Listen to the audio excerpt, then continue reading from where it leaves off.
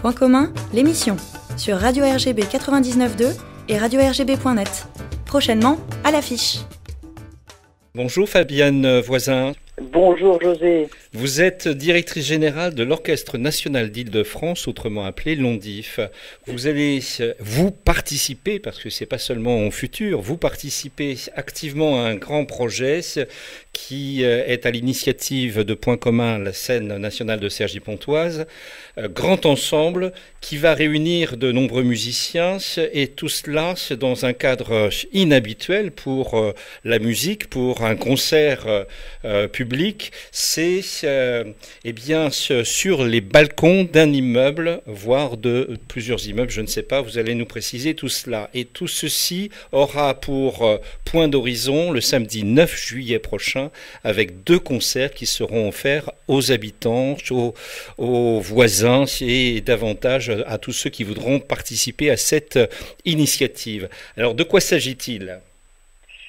Vous avez raison, José, c'est une initiative tout à fait singulière qui vise à finalement intégrer les habitants du quartier des Louvrais dans une composition musicale qui sera restituée chez eux, au balcon de ce quartier.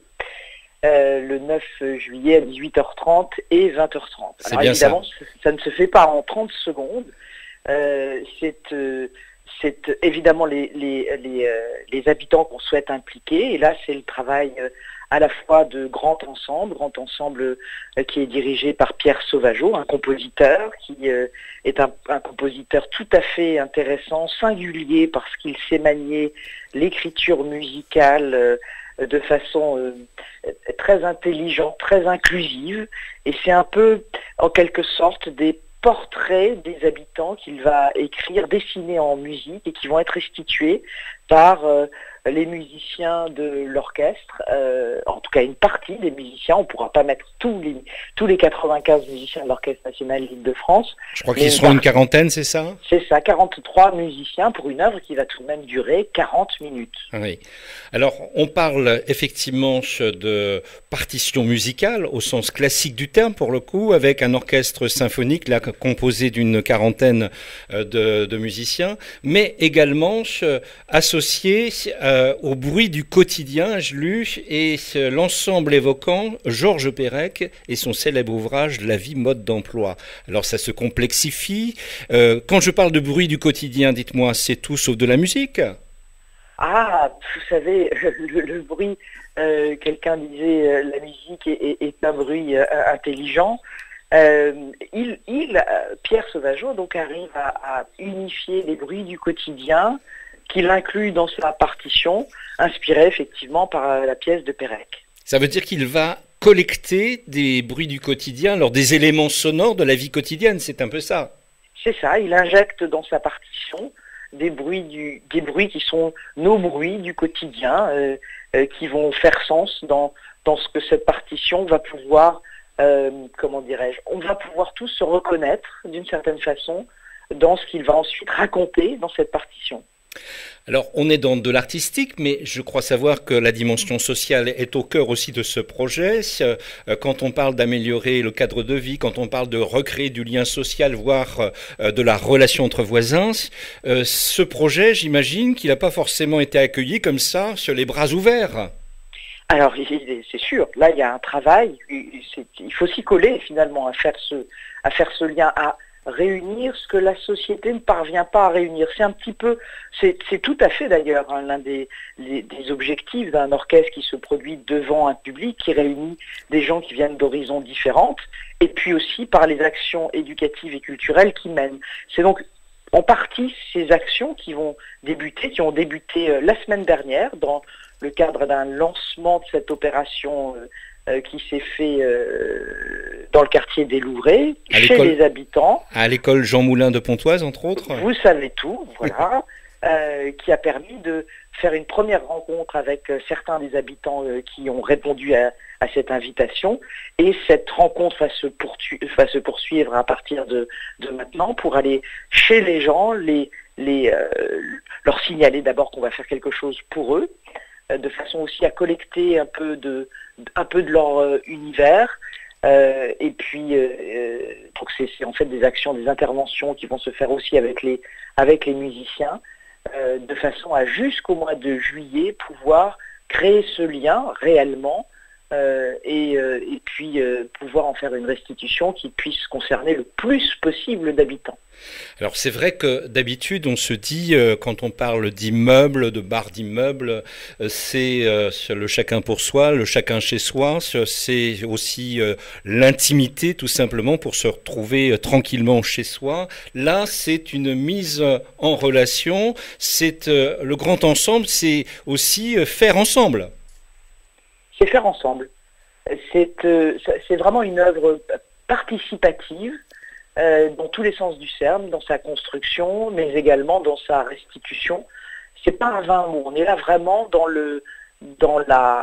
on va chercher les gens, on va les solliciter, on va les questionner, et on va ensuite se mettre chez eux pour parler aux autres voisins et interpeller comme ça tout le quartier lors de cette restitution du 9 juillet. Alors, les musiciens, la quarantaine de musiciens classiques qu'on a évoqués tout à l'heure, ils seront bien identifiables avec des signes distinctifs, comme par exemple leur costume de scène, voire des instruments emblématiques qu'on puisse bien voir parce que c'est destiné à être vu par le plus grand nombre, c'est-à-dire du public, des spectateurs qui, eux, seront au pied de l'immeuble. C'est ça, le public va être au pied de l'immeuble. En fait, ça va être une sorte de fresque musicale qui va envahir, qui va faire vivre d'une autre façon la barre d'immeuble, avec des musiciens qui seront pas à tous les balcons, mais en tout cas à certains balcons, de telle sorte, ils seront évidemment en habit, ils vont avoir un dispositif tout à fait particulier qui n'est pas très habituel, parce qu'un orchestre, il est normalement regroupé pour mieux s'entendre, pour mieux suivre un chef qui va pouvoir les guider pour jouer ensemble. Or là, ils n'auront pas de chef d'orchestre. Il y aura un chef, mais il sera en bas, et chaque musicien est équipé d'une petite oreillette dans laquelle il y a un clic qui va lui permettre de jouer avec l'autre musicien qui probablement sera à l'étage du dessous, à l'étage du dessus. Mais pas forcément avec l'ensemble des musiciens. Il n'y en a que une quarantaine, mais c'est déjà pas mal. C'est-à-dire qu'il y a à peu près soit 2 musiciens par balcon, soit 40 balcons. Vous voyez, donc ça va concerner quand même un certain nombre d'habitants. Oui, mais pour les musiciens eux-mêmes, c'est un rapport à la musique qui sera totalement différent de ce qu'ils ont l'habitude de jouer à l'occasion d'autres concerts. Oui, ça se rapproche moins du concert, plus de la performance, parce que pour le coup, c'est une sacrée performance que de jouer ensemble en étant physiquement séparés. Donc c'est ce pourquoi on est aidé de ce petit clic dans l'oreille, un peu comme quand ils font de l'enregistrement de musique de film où il faut que ce soit exactement en même temps que l'image. Et là, c'est le même procédé, de telle sorte à les guider de façon à être exactement ensemble pour avoir une restitution qui soit harmonieuse, en tout cas telle que l'a souhaité le compositeur. Il y a eu donc de mémoire récemment rencontre entre 2 musiciennes de Londif avec des élèves justement qu'on évoquait de l'école Jean Moulin tout à l'heure. C'est ça.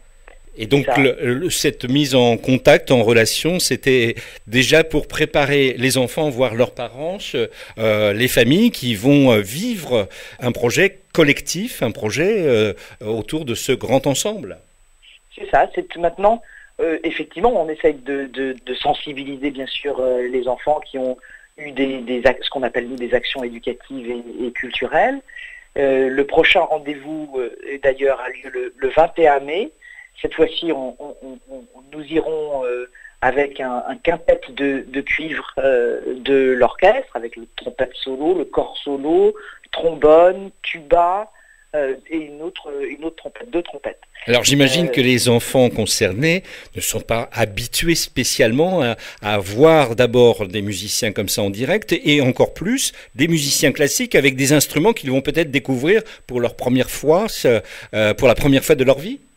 Et bien sûr, c'est ce choc de l'émotion qu'on souhaite provoquer, et il est indiscutable. L'Orchestre national Île-de-France, qui fréquente à peu près 60 scènes en Île-de-France, c'est le seul d'ailleurs à rayonner autant en région, en Europe. C'est le seul qui a cette mission-là. Il est résident également à la Philharmonie de Paris, donc il connaît les scènes différentes.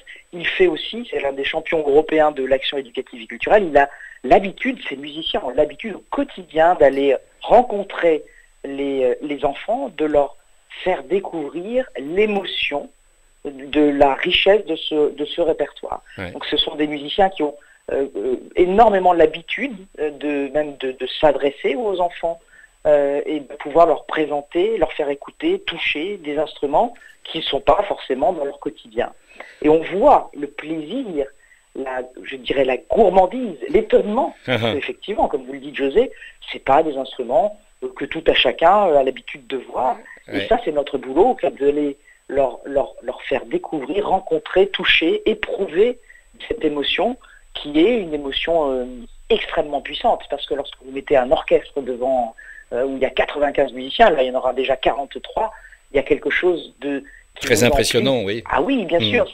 On a même vu quelquefois des enfants saisis de cette émotion pleurer. Vous voyez, donc oui. Parce que les enfants de cet âge, au départ, la musique, elle n'est pas forcément incarnée par des musiciens pour de vrai, comme on dit. Et là, ils seront non seulement pour de vrai, mais installés dans une configuration tout à fait atypique, inhabituelle, sur les balcons, sur finalement leur immeuble à eux. C'est ça, c'est spectaculaire. Il y a un côté spectaculaire qui rentre dans leur quotidien. Dernière chose, Fabienne Voisin, on parlait de Pierre Sauvageau, donc compositeur effectivement atypique, qui a déjà d'ailleurs proposé ce type de projet avec, me semble-t-il, dans ma mémoire pas si lointaine, avec l'Orchestre de Chambre de Paris. C'était en juillet 2017 et c'était au pied d'un immeuble, du moins c'est sur les balcons d'un immeuble, place d'Aligre à Paris. Je crois qu'il a réédité cette expérience à Marseille, à Avignon et même avec une tournée internationale, Belgique, Danemark, Finlande et traverser l'Atlantique pour aller même à Philadelphie, aux États-Unis, pour présenter et faire vivre ensemble un tel projet. Il est incroyable. C'est un compositeur un peu professeur foufou, mais qui a cette envie chevillée au corps de partager sa passion avec le plus grand nombre. Il s'amuse de cette rencontre. Il y est dévoué, c'est un monsieur absolument passionnant et comme vous le dites, tournée internationale et on l'emmène au quartier des Louvres.